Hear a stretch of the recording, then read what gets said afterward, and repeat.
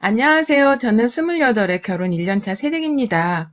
착한 며느리 짓을 하려다가 하마터면 평생 호구 잡혀 살 뻔했던 저의 아슬아슬했던 시집살이에 대한 사연을 바로 시작해 보겠습니다. 저는 부모님께서 어린 시절 이혼하신 후 쭉 아빠와 함께 같이 살아봤어요. 엄마랑도 꾸준히 교류를 하면서 살아오긴 했으나 저 중학교 졸업하던 때 엄마가 재혼을 해서 새 가정에 들어가 사시게 되며 그 후로는 마냥 예전처럼 친근하게 연락을 주고 받아오지는 못했습니다. 단지 엄마와 딸 사이의 천륜을 저버릴 수가 없었는지라 그 기본적인 관계에만 최선을 다하고 살려고 했었어요. 아무래도 제게는 하나뿐인 친엄마셨는지라 내심 연락이 완전히 끊겨버리는 것에 두려움을 가지고 있기도 해서 주로 연락은 제가 더 적극적으로 하는 편이긴 했습니다. 딸내미 키우는 것이 서툰 아버지 손에 크느라 웬만한 것들은 다 저 혼자 터득을 하고 배우며 살았어요. 속옷 교체를 하는 것부터 시작해서 생리통에 무슨 약을 먹어야 하는지, 그리고 집안에서 여자가 주로 살림은 어떻게 하고 또 요리를 제대로 하는 것이 무엇인지에 대해서 등등 이 모든 것들은 제가 집에서 아버지를 통해 볼 수가 없는 것들이어서 제가 직접 인터넷 검색을 하고 배워가면서 터득을 했습니다. 고등학교 때부터 이미 된장찌개며 매운탕까지 끓일 줄 알았던 저였어요. 아빠가 대부분 일하느라 밖에서 바빠 집에 잘 안 계셨기 때문에 주로 집안에서 아빠의 짐을 덜어드리기 위해 제가 스스로 발벗고 나서서 집안 살림을 하면서 살았습니다. 그렇게 학생이 나름 집안일로 바쁘게 살았는데도 용케 좋은 대학에 들어가 좋은 성적을 거두고 졸업까지 무사히 했네요. 취업난이 한참 문제였는데도 불구하고 어릴 적부터 괜시리 빨리 독립을 하고 싶다는 생각을 했었는지라 대학교 1학년 때부터 취업 준비를 열심히 해서는 공무원에 덜컥 합격을 해버렸어요. 그 덕분에 취업 걱정도 남들보다는 조금 덜하면서 대학을 다닐 수 있었고, 대학을 졸업하고 나서 바로 학자금 대출을 갚아내면서도 나름 뿌듯한 저만의 인생을 만들어 갔습니다. 스스로 외로웠을지 모르는 환경 속에서도 잘 견뎌내며 살았다고 생각을 하는 사람이었고요. 높은 자존감 덕분이었는지 사랑하는 남편을 만나서는 제가 먼저 결혼을 하자고 먼저 고백도 했었어요. 단지 그 순간에는 제 아버지랑 다르게 자기 여자한테 다정다감했던 지금의 제 남편의 모습이 좋았습니다. 그래서 나는 엄마 아빠와는 달리 내 가정을 잘 지켜나가며 살 수 있을 거라는 확신이 있었어요. 결혼을 하기로 마음을 먹으며 남편과 교제를 하다 보니 알게 된 것은 남편도 저랑 비슷한 점이 참 많았다는 것이었습니다. 연애 초반부터 서로의 집안에 대해서 허심탄회하게 털어놓지는 않잖아요. 그래서 저희도 그냥 서로의 조건과 성격 등 알고 있는 것에 대한 호감으로 진지하게 관계를 이어가던 중 결혼을 빌미로 서로의 가정환경에 대해 털어놓게 되었는데요. 남편네도 부모님이 이혼하시고는 어머니랑 살고 있다고 하더라고요. 저야 제가 집안의 외동딸이었기 때문에 다른 형제자매라고 할 사람이 없었으나 남편은 그와 달리 밑으로 남동생이 하나 더 있었고요. 저희 아버지랑 어머니는 그래도 다니고 있던 회사가 있었고 각자 밥벌이를 하고 살 능력이 되었는지라 경제적으로 독립은 완전히 하신 분들이었는데 남편의 말을 들어보니 시어머니 되시는 분께서는 노후 자금이 그리 넉넉해 보이지 않았습니다. 어릴 적부터 남편과 도련님을 키워내느라 경제적으로 어려움을 많이 겪으신 듯 했어요. 그래서인지 남편도 자기가 월급을 벌기 시작하면서부터 꾸준하게 시어머니께 용돈을 드리고 있었다고 하더라고요. 자잘한 월급은 대학 때 알바를 하면서부터 드리기 시작했고요. 경제적인 사정은 다른 점들이 많았으나 제게는 같이 이혼 과정에서 외롭게 자란 남편을 향한 동정심과 공감이 더욱 커졌습니다. 나만큼 외로움을 느끼면서 어린 시절을 보냈을 거라고 생각을 하니 남 같지가 않더라고요. 게다가 혼자서 저를 키우며 나를 힘들어할 것이 분명 많으셨을 저희 아버지만큼이나 시어머니께서도 분명 여자 혼자서 아들 둘을 키워내며 많은 것들을 감내하고 사셨을 것이란 생각이 들었어요. 그래서 저희 아버지를 보는 것처럼 시어머니를 바라보게 되었고 하루라도 빨리 인사를 드리고는 이 집안에 살갑고 다정한 며느리가 되어드리고자 했습니다. 제가 없더라도 충분히 잘 살았기에 남편이 이리 다정한 어른이 되었겠지만 그와 더불어 제가 새가족이 되어 그저 시댁의 더 큰 기쁨이 되어드리고 싶었어요. 어머니라 부릴 수 있는 사람이 늘 옆에 있는 것도 아니었기 때문에 이름을 부르는 것만으로도 제게는 특별한 존재셨고 그래서 저희 시어머니께 잘 보이고 싶은 마음이 컸던 것이었죠. 하지만 결혼을 하기 직전부터 삐그덕거리던 어머님과의 관계는 지금까지도 회복이 되지를 못하고 있습니다. 그 시작과 끝에는 늘 돈이 있었어요. 가정 형편이 어려웠다는 남편의 말을 충분히 미리 듣고 인지를 한 상태였기 때문에 저한테는 시댁의 환경이 어떻든지 간에 하나도 상관이 없었습니다. 하지만 시댁에 인사를 드리러 간 순간 조금 황당한 기분이 들긴 했어요.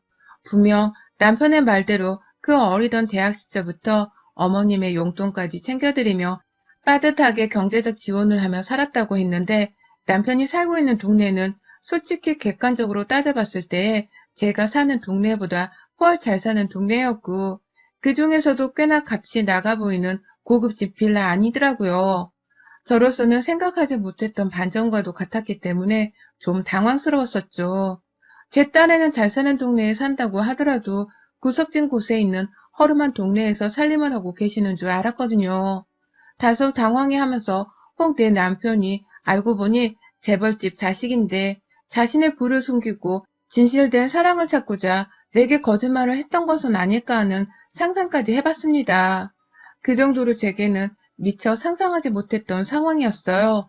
하지만 문제는 그 다음이었습니다. 남편의 집에 들어가 보니 근사했던 외관과는 달리 내부는 또 굉장히 허하고 텅 비어있더라고요.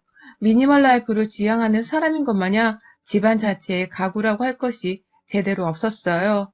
말 그대로 오만 집구석이 텅텅 비어서는 도저히 사람이 사는 것 같지가 않아 보였죠. 그렇게 인사를 드리는데 시어머니께서는 처음부터 끝까지 돈 얘기를 하시더라고요. 내가 모아놓은 돈이 별로 없고 또 능력이 없다 보니 내 자식들이 어린데도 불구하고 용돈을 받으며 염치 없이 살고 있네. 그래도 내가 간간히 혼자 돈벌이를 하러 나가서 한두 푼은 받아오니까 너무 걱정은 하지 않아도 돼. 그런데 그럼에도 늘 돈에 쫓기면 사는구나. 라면서 신세한탄을 줄곧 하셨어요. 없이 사는 줄 예상을 했지만 은근히 비싼 집에 놀랐고 그럼에도 돈이 없다고 신세한탄을 하시는 어머님의 태도에 두 번 놀랐죠. 이 집은 도대체 어느 장단에 맞춰야 하는 건가 싶어서 개인적으로 인사를 드리던 그날 내내 혼란스러움을 잡지 못했습니다. 집으로 돌아가는 길 남편이 그러더라고요. 우리 엄마는 저 집을 팔 생각이 전혀 없으셔. 집이 마지막 노후 자산인데 그것마저 없으면 스스로 정말 볼품이 없다고 생각을 하시더라고. 그래서 집만큼은 꼭 곁에 두고 사시는 중이고 그 때문에 집안에 저렇게 아무것도 채우지 못하고 사셔. 라고 말이죠. 남편의 말을 듣고 보니 어느 정도 일리도 있더라고요. 집을 팔지 못하고 가진 연금이 없는데도 하우스 푸어 마냥 사는 사람들도 많잖아요. 우리 시어머니가 딱 그런 부류라고 생각을 했고 나중에라도 이 집을 팔면 그래도 어느 정도 내 남편에게 재산이 넘어오기도 하겠다 싶어서 아예 없이 사는 것보다는 차라리 다행이라고 생각을 했습니다. 내심 시어머니의 경제적인 부분을 평생 책임지고 살아야 할지도 모른다는 각오로 이 결혼을 하려고 했었는데 시어머니 사는 집을 보고 나니 마음이 한결 놓이는 편이었죠. 그렇게 저희는 그 후 결혼 준비를 하다가 소소하게 식을 올렸고 양가 부모님 모두 다 집 한 채를 구해주실 만큼의 형편은 되지 않았는지라 저희 둘이서 모아놓은 돈에 대출을 조금 받아서 24평짜리 빌라 한 채를 겨우 장만했습니다. 그런데 결혼을 하고 살림을 본격적으로 시작을 하면서부터 시어머니의 괴롭힘도 본격적으로 시작이 되었어요. 시댁이랑 저희가 사는 집이 그리 멀지가 않아서 어머님의 입장에서는 저희 집을 산책할 겸 드나들기에 최적의 장소였나 보더라고요. 어느 순간부터 어머님이 두 손에 아무것도 들지를 않은 채 빈손으로 저희 집에 왔다 갔다 하기 시작하신 겁니다. 날이 좋아서 혹은 기분이 좋아서라는 이유로 아들 얼굴을 보고 싶다면서 저희 집을 찾아오셨죠. 꼭 말씀하기로는 내 아들이랑 떨어져 사니까 하루에 한 번씩은 꼭 이렇게 얼굴을 봐야겠더라고. 라면서 퇴근길에 저희를 따라 쫓아오셨고 어쩔 땐 집 앞에서 저희 부부를 기다리고 서 있기도 하셨어요. 비밀번호가 뭐냐고 물어보지 않는 게 어딘가 싶어서 안심을 하기도 했지만 그럼에도 여간 불편한 것이 아니었습니다. 하지만 처음 결혼을 하면서 결심했던 것처럼 저는 시어머님 그리고 도련님이랑 잘 지내고 싶은 마음이 더 컸었기 때문에 시어머니가 집에 오셨을 때마다 아무 쓴소리를 내뱉지 않았어요. 오히려 어머님 오셨다면서 집에 들어가 급하게라도 밥 한 끼를 꼭 차려드렸고 아들을 무지하게 보고 싶어 하신 것 같길래 남편이랑 밥 한 끼 정도라도 드셔보시라며 저는 저녁을 빨리 먹고는 밥상에서 먼저 일어나곤 했어요. 남아서 아들이랑 단둘이 대화라도 더 나누시라면서 말이죠. 그런데 이게 참 매일같이 반복이 되니 저도 많이 힘들더라고요. 매번 퇴근하고서 어머님 밥을 차려드리는 게 쉬운 일도 아니었고 조금이라도 장을 본다고 퇴근길이 늦어지기라도 하면 어머님이 아주 귀신같이 전화를 걸어오셨어요. 나 지금 너네 집 앞인데 너 왜 아직 안 오니? 오는 중이지? 라고 하면서 얼른 집에 와서 문을 열어달라고 재촉을 하시는 바람에 제 발길도 바빠졌죠. 그냥 집 비밀번호를 알려드릴까 싶기도 했지만 그러면 저희 부부의 사생활이 너무 없을 것만 같은 불안한 예감이 들었는지라 그냥 제가 더 빨리 집에 가서 직접 문을 열어드리는 것이 훨씬 편한 짓이었습니다. 이것에 대해서 남편도 저와 같은 마음이었고요. 남편도 슬슬 신혼초부터 어머님이 경계 없이 자꾸만 신혼집을 왔다 갔다 하는 게 저한테 미안하기 시작했는지 슬슬 말을 걸더라고요. 엄마, 이렇게 자주 오면 우리 둘이서 신혼이 재미가 없잖아. 엄마도 얼른 손주 봐야지. 라고 하면서 기분 좋으라고 활짝 웃으며 말씀을 드리기도 했고, 그러면 저도 옆에 있다가 남편의 말을 거두면서 기분 좋게 농담 듣듯이 대화를 거들었죠. 하지만 그러면 어머님은 늘 썩소를 날리셨습니다. 젊은 애들이 무슨 벌써부터 손주 타령을 하냐면서 부부관계를 하지 말라는 듯이 애는 절대 아직이다 라는 말씀을 하셨어요. 그러면 그 소리가 괜히 섭섭하긴 했지만 저희 부부 또한 애를 당장 낳을 마음은 없었는지라 네 라고 하면서 웃어 넘기기만 했죠. 반복되는 어머님의 신혼집 방문이 오래도록 지속되었고 또 저희 집에서 함께 저녁을 차려 먹는 것을 거의 일상으로 생각을 하시던 어머님이셨는데 그 정도는 갈수록 심해졌습니다. 지난 5월 가정의 달부터는 계획을 했다는 듯이 도련님까지 저희 집에 불러서는 저녁을 먹이시더라고요. 그 저녁밥상은 제가 차려드리는 것인데도 말입니다. 너도 알아. 지금 네 형수랑 형 다 집에 와 있다. 라면서 저희 집으로 도련님을 마음대로 불러서는 저녁을 먹고 가게 하셨고 또 여러 번은 직접 먹고 싶은 음식을 제게 주문한 적도 있었어요. 우리 둘째 아들이 그렇게 곱창을 좋아하는데 너 혹시 괜찮은 데 있으면 곱창 볶음 같은 것 좀 주문해다 만들어 봐라. 얼마나 좋아할까? 라고 하면서 저한테 직접 곱창을 볶으란 소리도 하셨어요. 제 남편도 아닌 도련님이 좋아하는 음식이라면서 말이죠. 사람이 호의를 베푸는 것도 늘 정도가 있는데 너무 염치 없이 이렇게 집에 찾아오시고 밥을 하게 만드니 저도 여간 힘든 게 아니었습니다. 점점 제가 지쳐하면서 오늘 또 오셨네요, 어머님. 이라는 말을 자주 하자 남편도 괜히 제 손을 지그시 잡으며 오늘만 참자는 제스처를 보내기도 했고요. 그러면 저는 신혼이니까 남편의 말을 들으며 조금씩 화를 가라앉히려고 했어요. 그렇지 않고서는 화병이 날 것 같았으니까요. 하지만 도련님을 데리고 저희 집에 오는 걸로도 모자라 슬슬 집에 돌아가실 때마다 음식도 하나둘 싸서 가져가려 하시더라고요.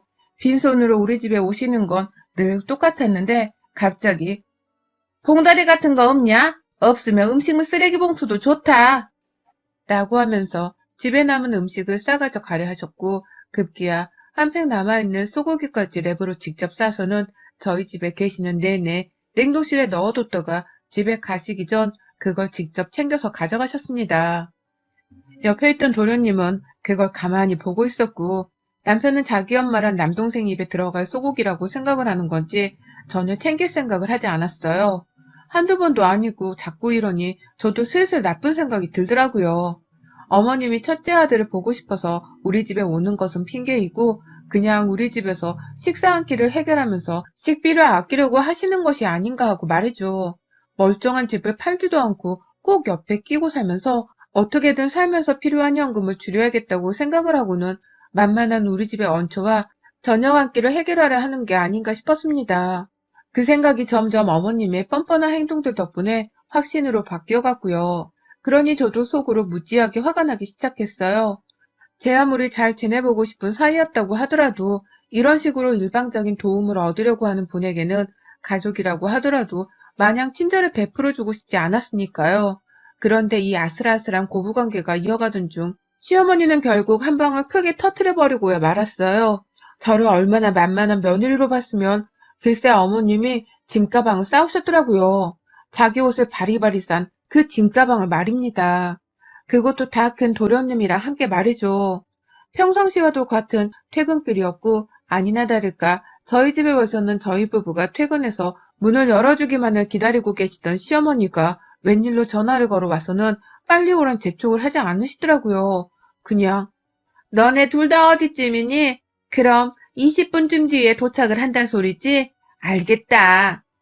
라고 하고서는 비장하게 전화를 끊어버리셨어요. 20분이나 서서 기다려야 하실 텐데 빨리 오란 소리는커녕 그냥 알겠다 하고는 전화를 끊는 어머님이 살짝 이상하다 싶었지만 당장 시어머니 밥상을 또 차려드려야 한다는 생각이 머릿속에 더 컸었기 때문에 다른 생각을 더 하지는 못했습니다. 그렇게 집에 도착을 했는데요. 계단이 없는 빌라 안에 2층 집이어서 계단 아래서부터 저희 집 현관 앞을 바로 볼 수가 있었는데 제 눈에 가장 먼저 들어온 것은 다름 아닌 어머님과 도련님의 큼지막한 캐리어 2개였어요. 아니, 이건 왜 가져오신 거세요? 라면서 저도 너무 황당하고 이상해서 말까지 더듬으며 물어봤는데 어머님은 그제서야 저한테 빨리 문 안 열고 뭐하니? 라면서 재촉을 하시더라고요. 그렇게 얼떨결에 시댁 식구들 짐가방을 우르르 끌고 제 집안 안에 들어가서는 제가 무슨 소리를 들은 줄 아세요? 우리 같이 살자 이제 라는 통보와 같은 합가하잔 소리를 들었습니다. 그동안 내 집에 자꾸 찾아오는 것만으로도 이미 화딱지가 가득난 상태였는데 보란듯이 짐가방을 멋대로 싸들고 찾아오셔선 합가하자 라고 장난스레하는 그 말에 도무지 화가 가라앉질 않았어요. 어머님, 남편 오면 그때 다시 얘기해요. 나는 대답을 하고는 평소처럼 저녁을 차려드리지도 않은 채 남편이 퇴근하고 집에 오길 기다리면서 혼자 안방으로 문을 쾅 닫고 들어가 버렸어요. 밖에서 시어머니는 도련님이랑 같이 자기 큰아들은 당연히 합가를 찬성할 것이라는 듯이 아주 속 편하게 콧노래까지 흥얼거리시면서 TV를 보시더라고요. 지들끼리 배고프다면서 저희 집 냉장고까지 열어선 결국 지들끼리 밥상을 차리기 시작했고요. 그때 남편이 뒤늦게야 집 안으로 들어왔습니다.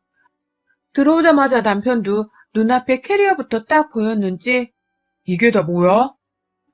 라면서 부엌에서 요리를 하는 시어머니와 도련님께 바로 들어가더라고요. 그 소리를 듣고서야 저도 안방에 대피해 있다가 밖으로 나왔고요. 자기야, 어머님이 말도 없이 합가를 하자시는데 나 빼놓고 얘기가 미리 된 거야? 라면서 남편에게는 바로 공격적으로 말을 했어요. 나는 합가가 죽어도 싫으니 중간에서 정리를 똑바로 하라는 저의 경고와도 다름이 없었고 그러다 남편도 저의 경고와는 별개로 이게 갑자기 무슨 뚱딴지 같은 소리냐면서 자기 엄마와 남동생을 번갈아 쳐다보며 물어보더라고요.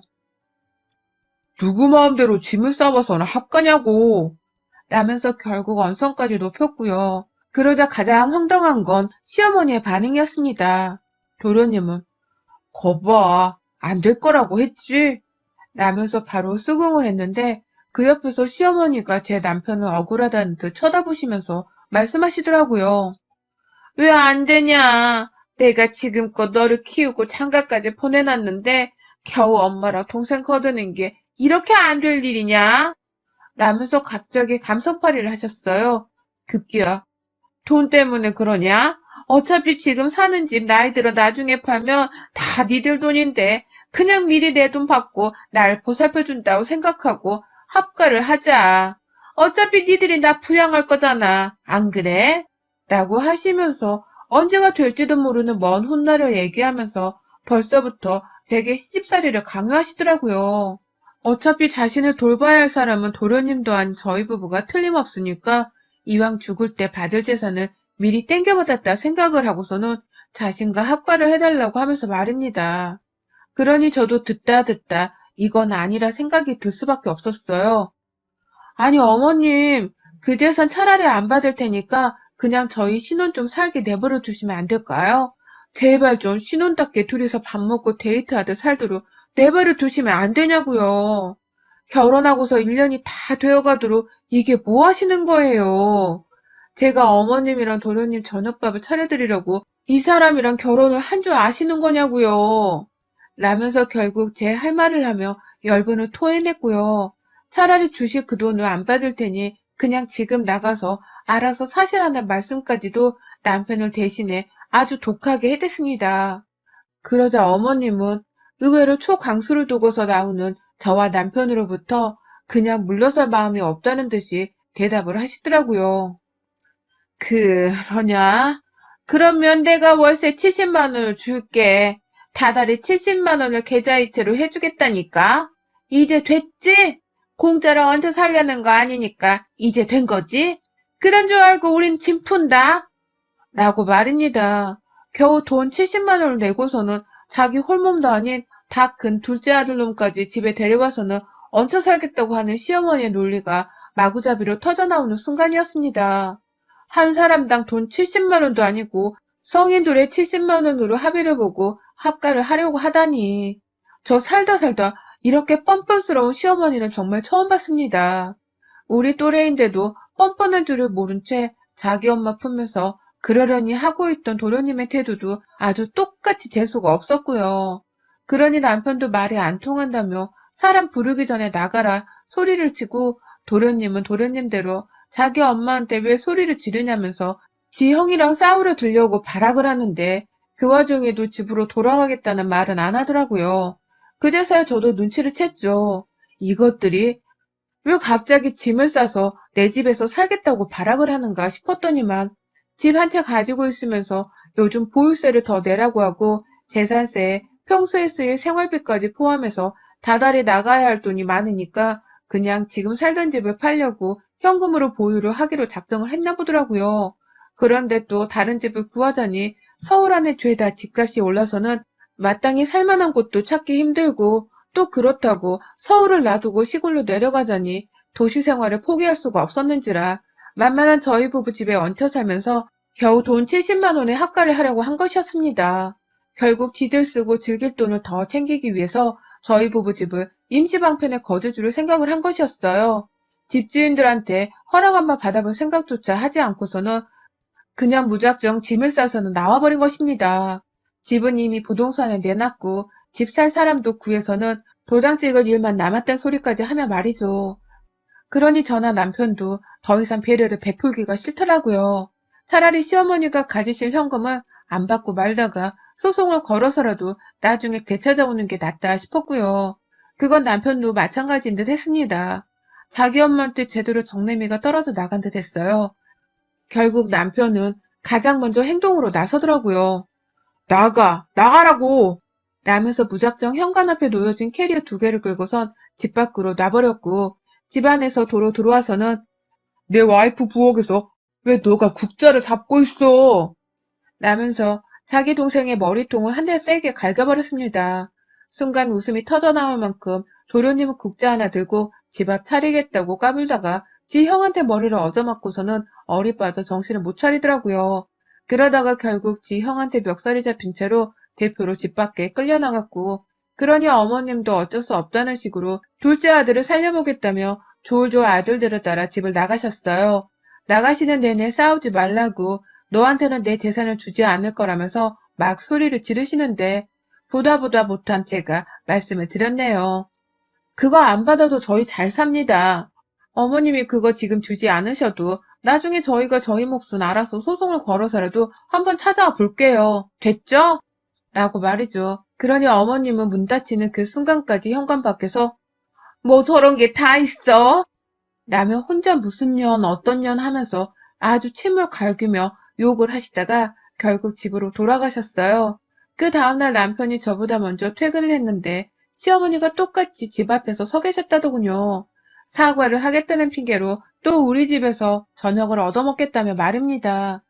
그 바람에 남편은 자기 이혼시킬 일이 있냐면서 제가 집에 도착을 하기 전 시어머니를 단박에 쫓아내버렸고 다행히 저는 그 덕에 시어머니를 또 마주칠 일은 없었어요. 남편이 얼마나 독한 말을 하며 시어머니를 쫓아낸 건지. 어머님은 다시 저희 집을 찾아오지 않으셨고 저는 그 후 시어머니의 도련님 저녁까지 차리는 뻘짓을 더는 하지 않아도 되었습니다. 꼭 이리 격렬한 말싸움에 몸싸움을 해야만 시어머니는 말을 알아들을 수 있었나 봐요. 그러니 저희도 앞으로는 또 이런 일이 있으면 호되게 저항을 하겠다는 마음을 먹어버릴 수밖에요. 이제야 저는 남편과 단둘이 오붓지 저녁을 즐겨볼 수 있게 되었고 이 재미를 좀 오래도록 이어가고 싶은 마음에 여전히 퇴근길은 늘 긴장을 하며 합니다. 언제라도 눈앞에 시모가 있으면 쫓아낼 각오를 하면서 말입니다. 여러분의 생각은 댓글로 남겨주세요. 오늘도 시청해주셔서 정말 감사합니다.